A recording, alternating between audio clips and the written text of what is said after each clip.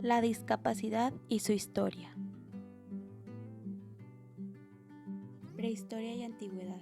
Las complejas situaciones de supervivencia que debieron afrontar las primeras sociedades humanas han llevado a pensar que las personas con discapacidad eran abandonadas o muertas por ser consideradas una carga durante los traslados de campamento, en busca de presas o mejores tierras, o cuando era necesario huir de los desastres naturales. En el antiguo Egipto existía el abandono e infanticidio de niños y niñas con discapacidad. La sociedad hebrea consideraba la discapacidad como una marca del pecado, por lo que las personas con discapacidad presentaban serias limitaciones en el ejercicio de las funciones religiosas. Entre los pueblos de Asia y África, las prácticas fueron diversas. En la India, los niños y niñas con discapacidad eran abandonados en el bosque o arrojados al río. En Malasia se les consideraban como personas sabias. En África Occidental utilizaban a las personas con discapacidad para espantar a los demonios, y los de Sudán los abandonaban para que murieran por considerarlos obra de los malos espíritus.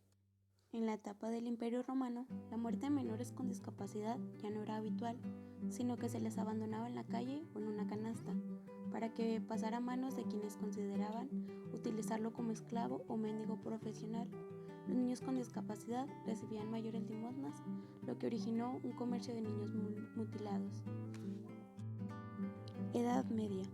Las personas con discapacidad eran confundidas con los locos, herejes, brujas, delincuentes, vagos y prostitutas. En el siglo XVII, los nacidos con discapacidad física, sensorial o mental, tales como sordera, ceguera, parálisis o cuadriplegia, eran confinados en encierros y exhibidos los fines de semana en zoológicos o espectáculos. Los cambios de la modernidad. La Reforma Protestante, que no representó un alivio para las personas con discapacidad, Martín Lutero y John Calvino, las denunciaban como habilitadas por el demonio. La burguesía capitalista sacó de las calles a las personas con discapacidad y creó instituciones para atender a niños ciegos, sordos y con retraso mental.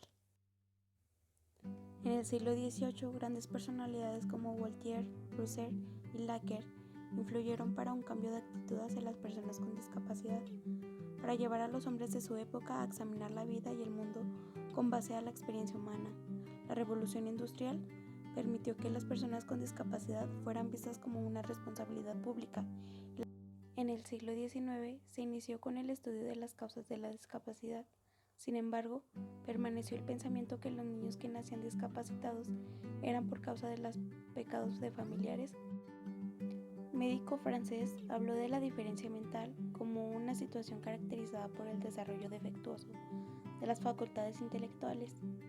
Asimismo, la sociedad adquirió más claramente conciencia sobre el problema social que representan las personas con discapacidad. Uno de los grandes descubrimientos fue que surgió el primer alfabeto manual para sordos.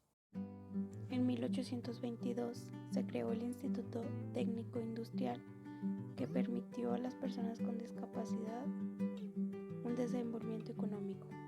Ese mismo año, en Francia, se creó un hospital con terrenos y jardines con ambiente adecuado para el cuidado de los pacientes. En 1950 se inició la normalización a personas con discapacidad.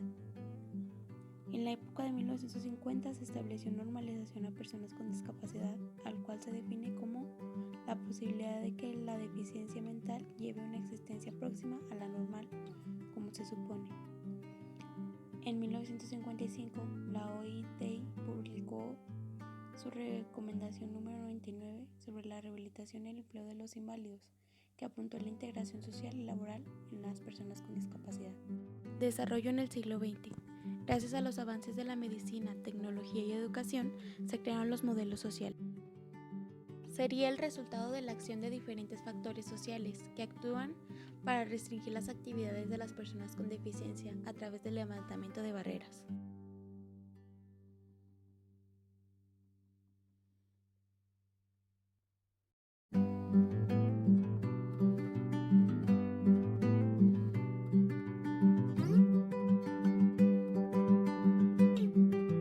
Aportaciones del siglo XXI.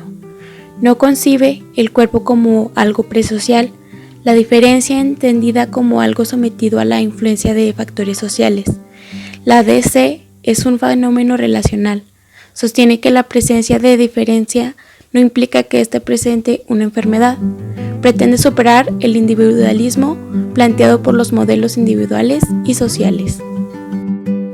El nuevo concepto de discapacidad y con él el cambio de enfoque sobre la necesidad educativa y especiales han rescatado la diferencia que implica recuperar la diversidad y no impone la unicidad en uno u en otro sentido. Detrás de cada individuo hay una historia, un futuro y un entorno social, cultural y familiar.